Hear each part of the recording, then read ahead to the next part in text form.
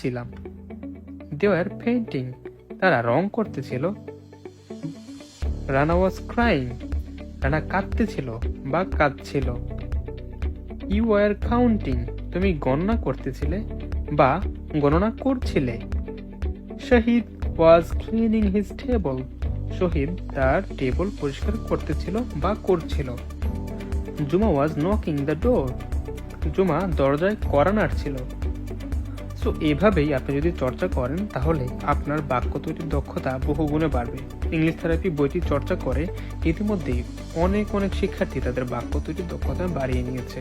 আপনি যদি এই বইটি পড়তে চান তাহলে অর্ডার করতে পারেন রকমারি.com থেকে। এখনই অর্ডার করতে ভিজিট করুন www.rokomari.com এই ওয়েবসাইটটি।